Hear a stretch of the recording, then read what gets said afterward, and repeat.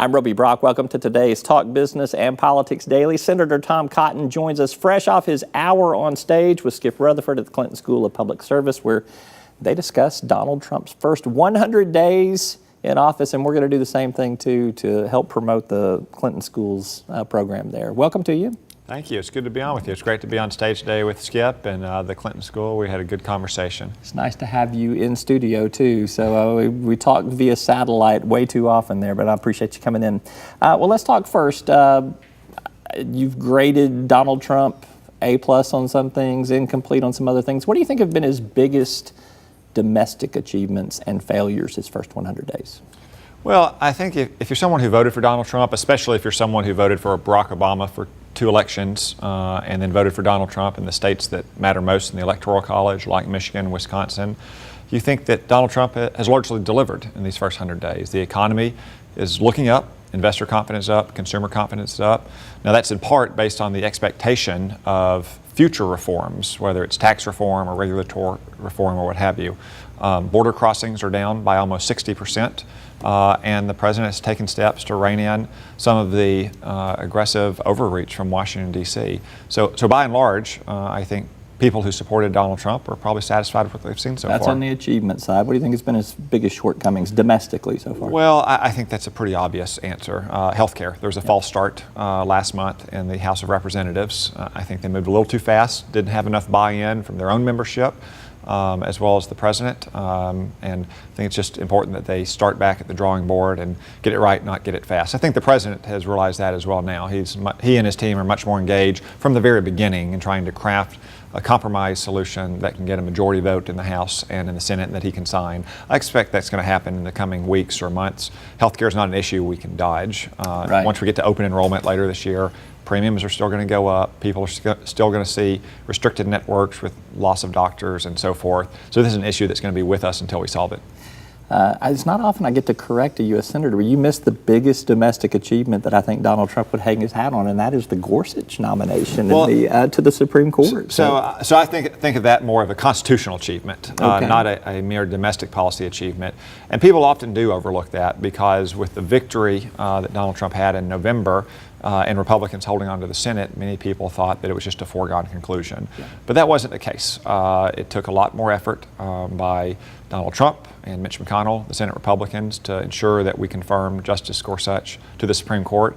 But of all the things we've talked about, that's the one that's most lasting. You know, the balance. Right, sure. It is a lifetime appointment. The court hung in the balance. Justice Scalia died last year, and if Barack Obama or Hillary Clinton had appointed the next justice, there would have been a decisive liberal majority, and they would have rewritten our Constitution for a generation. As it stands now, Justice Gorsuch is part of a center-right majority that remains that we've had for 10 or 20 years. I was very pleased that Donald Trump nominated him, and I was pleased to support him as well. These things pendulum swing all the time. All right, biggest international achievements, biggest international failure of the Trump first 100 days. Well, on the achievement, I would say it's simply restoring American credibility, power, and prestige in the world. There's no doubt that America remains the most powerful nation in the world, but there were real doubts during the Obama era, especially in the last 4 years of the Obama era, about whether America would employ that power to defend our interests. After the Red Line fiasco in Syria in particular, I heard from leaders all around the world that they doubted America's security commitments. And in one night, Donald Trump turned the tables on our adversaries. You don't think there's still some uncertainty, though, about America's policy towards a number of different international hotspots at this point in time? I don't think so. If you look at what Donald Trump has done in office, what he said in office, I would say that in every region of the world, he's reassured our allies, he's strengthened our commitments, he's carried forward the policies about the Obama administration that were correct, like deploying advanced missile defense systems to the Korean Peninsula. And he's had some real achievements as well. You know, throughout the campaign, he complained that too many of our NATO allies didn't spend 2% of their economy on their military as we all promised each other. More of them are doing so, more will do so in coming years. Now, in terms of their perspective, you might say that some of his rhetoric in the campaign created the need for that reassurance. I would say it was the actions of the Obama administration that really created the need for that reassurance. Maybe those are both right answers. We'll see. What do you think has been the biggest shortcoming of his international affairs in the first 100 days? Well, I think it interacts with his some of his campaign rhetoric. Is that some of the things he had said on the campaign, I don't support. And they didn't really reflect all the things he said on the campaign. He sent occasional conflicting signals. And that's why in these first 100 days, there's been such an effort to go around the world by Mike Pence and Rex Tillerson and Jim Mattis, and for Donald Trump to host so many world leaders here in the United States to give them that reassurance, to let them know that we are committed to our longstanding allies, whether it's NATO, whether it's Arab states in the Middle East, whether it's Israel, whether it's Japan and South Korea and other countries in the Far East.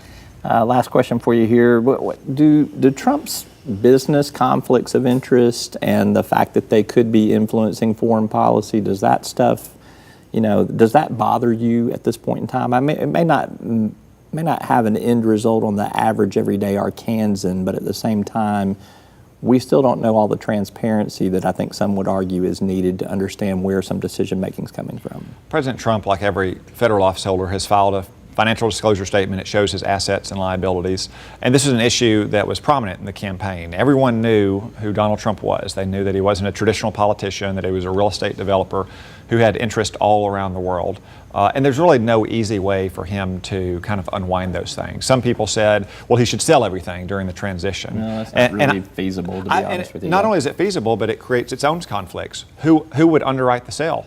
Goldman Sachs, J.P. Morgan, who would buy it? They're all working in the administration. So well, but kidding. If he sold it, who would buy it? A bunch of oligarchs from Russia or China. So given the kind of business background Donald Trump had, there's no simple and easy way for him to do what, say, Rex Tillerson did, which is just sell a bunch of Exxon stock. But the American people were aware of that when they voted for Donald Trump. All right, we got to end it there. Senator Tom Cotton, thanks so much. As always, good to have you in studio. Appreciate it. All right, we're going to be right back with a hint for our question of the week right after this. Arkansas Electric Cooperative Corporation provides electric energy across 2/3 of Arkansas. This is an exciting time in our energy history, with incredible progress being made in renewable energy and storage technologies. As our energy portfolio continues to diversify, we'll maintain an all-the-above strategy to provide reliable and affordable electricity. Ever since the first light bulbs were placed in our members' homes, electric cooperatives have been the solutions provider for our members, and we want to continue that well into the future. Each day, the promise of our nation begins again. Arkansas and America, moving forward. I help make that promise a reality. It's not for everyone, but people everywhere depend on us. I love you too. Trucking delivers, or everything stops. And that's what drives me. I did.